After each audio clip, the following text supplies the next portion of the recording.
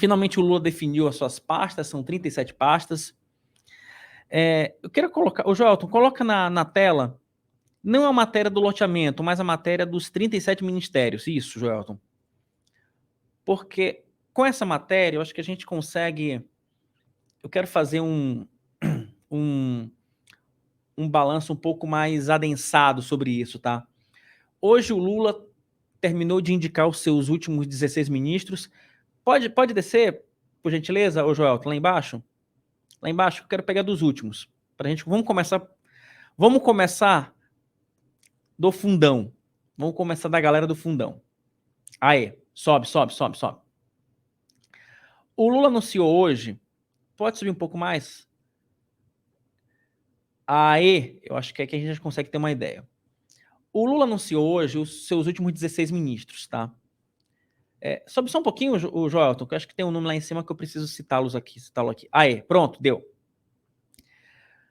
Lula confirmou hoje o ministro do GSI, o general Gonçalves Dias, a ministra do Planejamento, Simone Tebet, SECOM, Paulo Pimenta,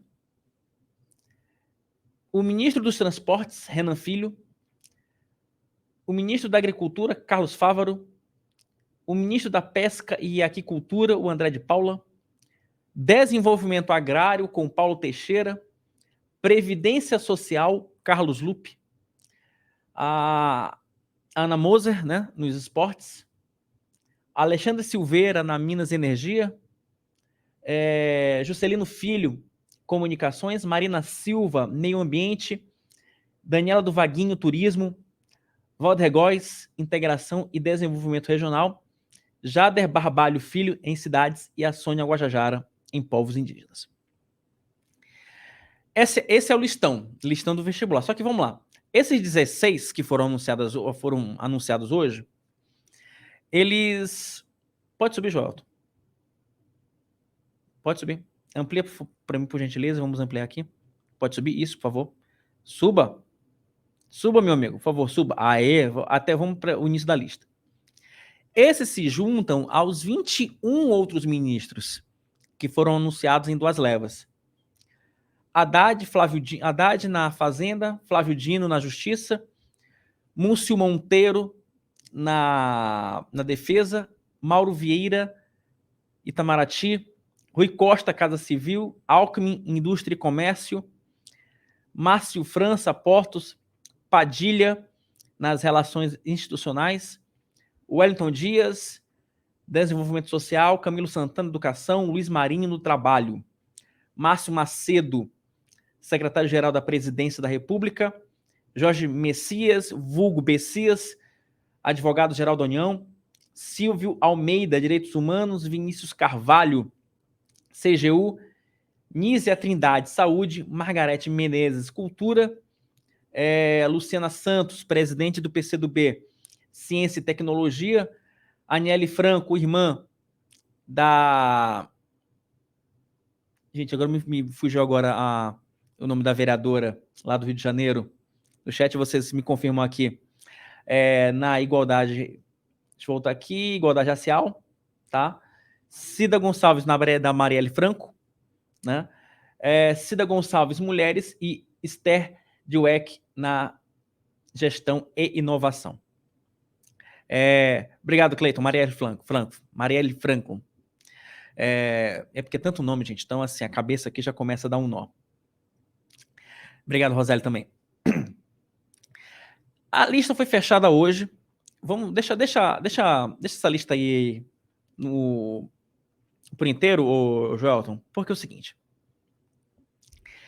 Essa lista demorou a ser fechada porque o Lula precisou fazer uma composição com partidos que até então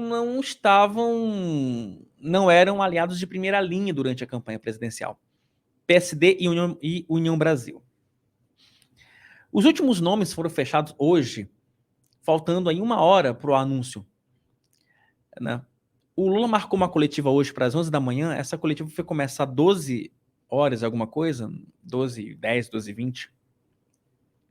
Porque o Lula precisou aí fazer um arranjo para conseguir trazer uma ala do União Brasil e conseguir também comportar os seus aliados do PSD. Só que isso não garante a governabilidade para o Lula. Esse é que é o ponto.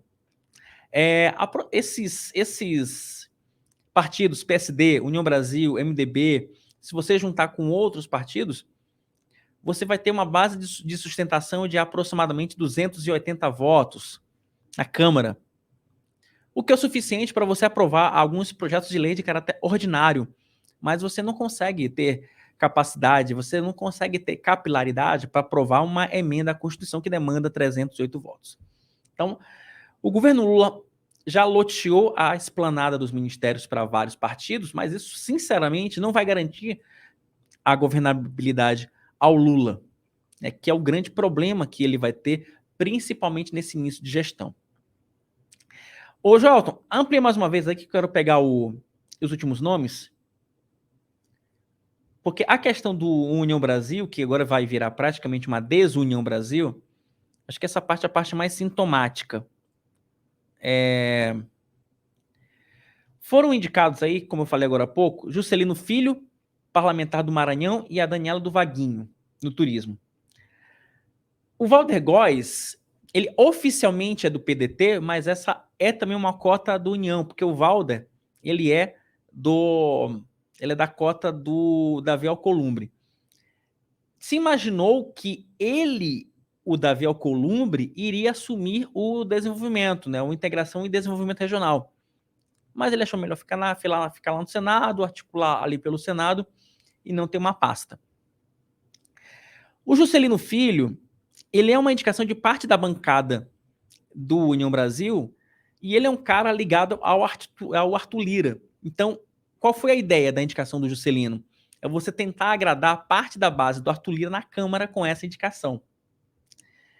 A mesma situação é da Daniela do Vaguinho, que também é uma deputada de primeiro mandato, nem assumiu ainda, foi a deputada com a votação mais expressiva lá no Rio de Janeiro, e que ela também é uma deputada ali do Centrão, e que tem uma interlocução ali próxima com o Davi Alcolumbre. Essa definição de cargos ocorreu hoje pela manhã numa reunião entre o Lula e o Luciano Bivar, presidente do União Brasil. Só que é o seguinte, qual o grande ponto? Essas indicações, elas contemplam parte da União Brasil, do União Brasil do Senado, parte do União Brasil da Câmara, mas não contemplam o partido como um todo. Por quê? Porque o Elmar Nascimento, que é líder do partido na Câmara, aí que vem um detalhe curioso, o Elmar Nascimento, ele seria indicado para o Ministério da Integração, e ele foi traído aos 45 do segundo tempo. Ele conversou com representantes do PT, ele fez um translado Brasília-Bahia, mas ontem à noite o nome dele foi vetado pela ala do PT da Bahia. Leia-se, Jacques Wagner, futuro líder do governo no Senado, e Rui Costa, futuro chefe da Casa Civil. Então vejam, o Elmar foi vetado por esses dois, e aí o Lula fez a seguinte opção: bem, ou eu contemplo o Elmar, ou eu vou contemplar o Davi Alcolumbre e o Luciano Bivar. Então o Lula, ele optou por essa parte. Por isso que eu falo que isso não necessariamente garante a governabilidade, porque a União Brasil tem 59 deputados, mas 30 votam ali de acordo com o Elmar. Então isso pode criar alguns problemas em que o PT vai entregar o ministério, mas não necessariamente vai conseguir votos de toda a bancada. E aí tem mais outro problema, porque existem alguns deputados que são do União Brasil, como o Mendonça Filho, que integrou o governo Bolsonaro, que independente do acerto, eles já se declararam: olha, eu vou ser oposição ao governo Lula e ponto, acabou. Que é a mesma situação pela qual passa o ex-ministro Sérgio Moro, que é integrante do União Brasil lá no Senado. Então, é uma composição muito delicada essa que o Lula tentou fazer, né? Vamos ter que esperar as primeiras votações da União Brasil, ou do União Brasil, no ano que vem, para saber se essa composição vai dar certo ou não, né? Como diz aqui a Soninha, problema à vista. Vamos ter vários problemas, porque é uma composição muito frágil, né? E aí, enfim, aí vamos entrar numa outra discussão sobre presidencialismo de coalizão, etc. É uma questão muito mais delicada. Mas vejam que, assim, esse primeiro time do Lula foi um primeiro time que deu muita dor de cabeça para ele montar. Ele esperava ter essa lista fechada na primeira semana de dezembro, conseguiu hoje, no dia 29, faltando 2 dias para tomar posse, né? E como eu falei, teve gente aqui, teve deputado que ficou sabendo no voo.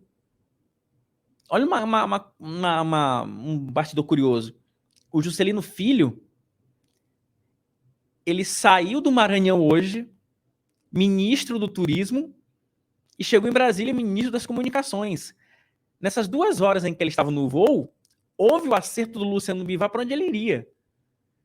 Então, imagina, olha que loucura essa. O camarada embarca ministro de uma pasta e desembarca ministro de outra.